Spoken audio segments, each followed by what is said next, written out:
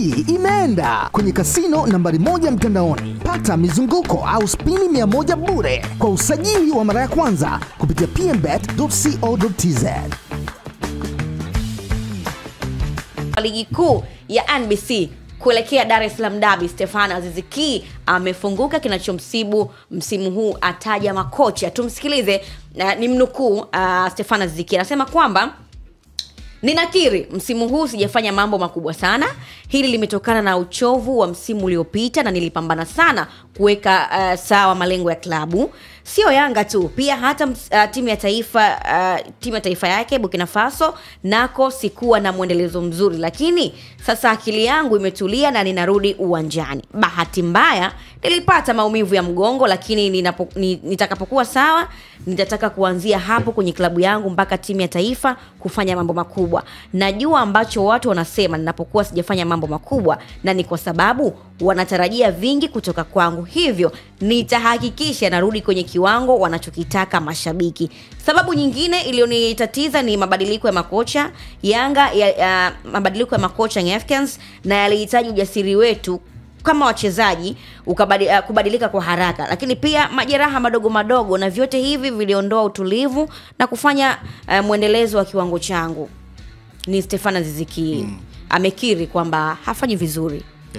Lakini pia sio kwenye ligi yetu tu, bali hata Burkina Faso hafanyi vizuri, na hajaitwa pia kwa mara 2 mfululizo, si ndio? Kwenye upande wa timu ya taifa ya Burkina Faso. Of course ya kwanza msimu vizuri, lakini kazungumza pointi moja, matarajio ya watu, kwa sababu msimu uliopita alitengeneza assist zaidi ya 5, amefunga zaidi ya magoli 20. Kwa hiyo watu walikuwa wanatarajia pengine kama Azizi usipotupa goli 20 wala utupe goli 15 kwa msimu. Na ukiangalia ni kitu ambacho alikizungumza yeye mwanzo baada ya msimu kuweza kumalizika. Akasema msimu ujao sitamani tena kuwa top scorer. Nadhani ilikuwa ni moja kati ya live kutoka Insta, walikuwa wanaongea na kina Priva, wakamuuliza kwa nini, akasema kwamba msimu ujao atakuwepo washambuliaji kina Dube.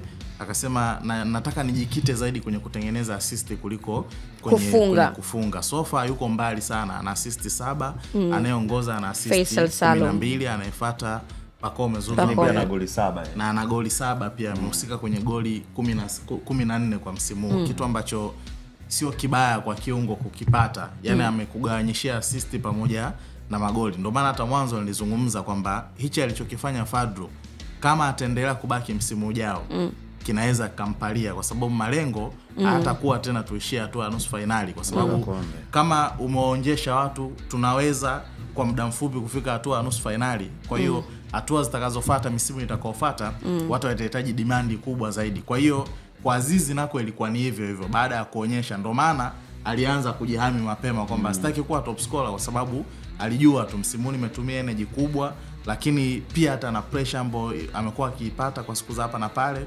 Nadhani Faisal amekuwa ni mtu ambaye anamchallenge zaidi kwenye upande wa haya mafanikio. Naweza nikamuelewa kwa namna moja ama nyingine, lakini pia hawa wachezaji sio marobot, nao ni binadamu. Yani kwa nini tumekuwa tunazungumza kina Cristiano na Lionel Messi? Hao ndo wachezaji pekee ambao wametupa muendelezo kwa zaidi ya misimu 6 mpaka 8. Cristiano na Lionel Messi kila msimu walikuwa wanamaliza wamefunga magoli 50 kwa kila msimu. Sasa kwa sasa ipindue hiyo, mtafute mchezaji ambaye kwa sasa ukimtoa Cristiano pamoja na Lionel Messi ambaye anamaliza msimu akiwa amefunga magoli 50 kwenye mashindano. Nadhani hapo utaanza kutafuta kwa tochi. Ni ngumu. Amani, ndivyo tunaelekea katika mchezo wa ligi kuu ya NBC. Nini ambacho nakitazama, kwa sababu Young Africans bila shaka nakwenda kumkosa Daktari Khalid Aucho katika mchezo huo? Lakini pia kwa upande wa Stefano Aziz Ki nahisi kama ni 50-50. 50 kwa 50. Aziz sidhani kama ataweza kucheza kwa sababu ya nyonga. Nafikiri nyonga imeanza kumsumbua kwenye mechi ya Pamba. Hapana. Pamba ndo alipata. Ile ya Mwanza.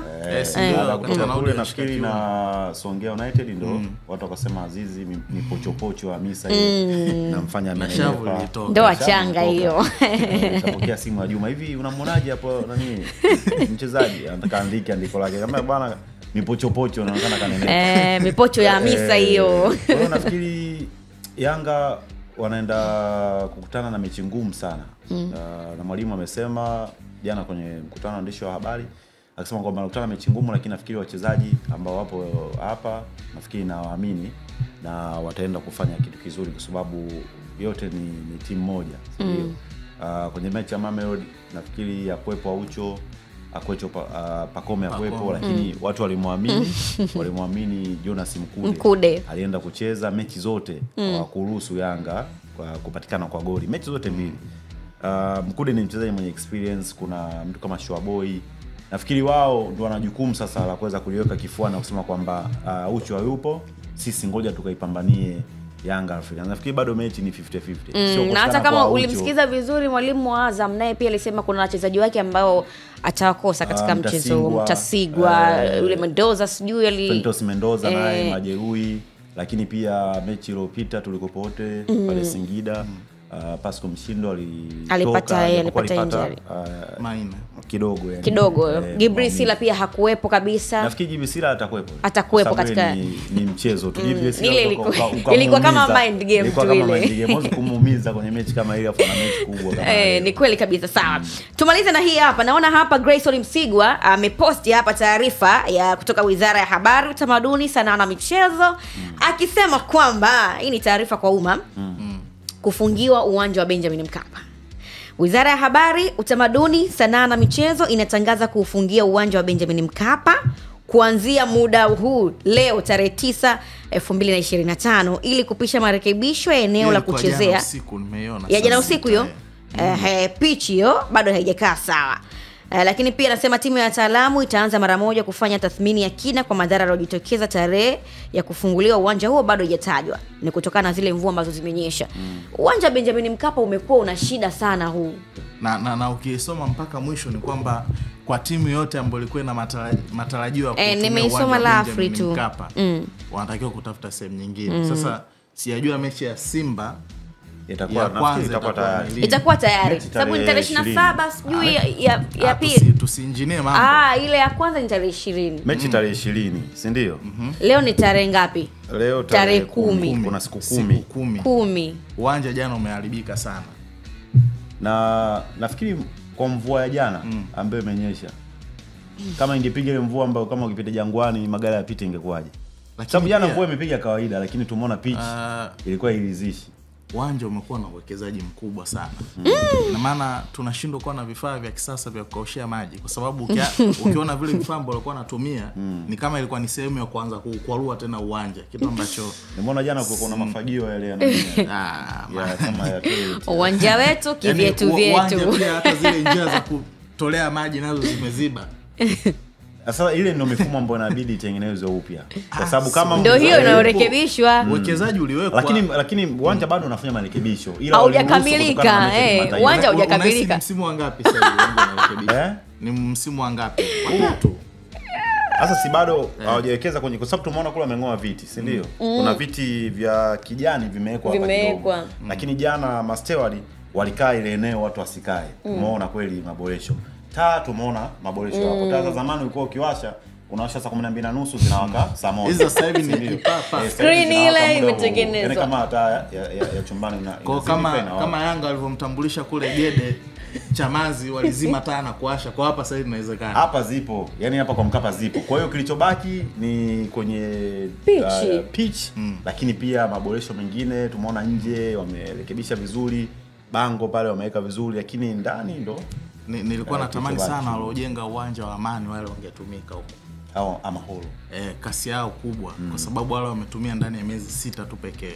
Na uwanja nafikiri uwanja wa Amani unaweza kutumika kwenye michuano ya Muungano Tanda kuona pitch. Na utajengwa pia. Tutarudi Zanzibar tena. Dr. Mwinyi pia alitangaza akasema kwamba ukiachana na uwanja tunajenga pia uwanja mwingine. Kwa Zanzibar unakuwa una viwanja vingi. Kwa nyuma kwa mahesabu ya haraka inawezekana pitch ya CCM Kirumba ikawa bora kuliko pitch ya kwa Mkapa kwa sasa hivi. Kwa kile nilichokiona jana na ni kweli bwana Amani.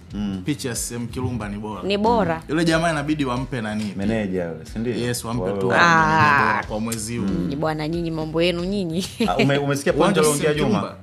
meneja wa uwanja wa CCM Kirumba inabidi apewe tuzo Ya kuna tuzo. Unajua nimesikiaje? Yani meneja apelekwe Benjamin Mkapa. Apewe tuzo. Kwanza akapiga simu za mashauriano. Amna bana, tuache. Nafikiri Befa umeongea kitu muhimu sana. Inabidi irekebishwe kwa sababu Benjamin Mkapa ni machinjio. Ni kweli. Simba wakicheza Benjamin Mkapa kuna kitu anakiamini. Yaani kama unapoenda Anfield wale mashabiki wanavyoimba zile nyimba whenever kwa alone, si ndio? Yaani paka masikio yako yanakuwa kama nani. Nafikiri Samata alishaye kuingia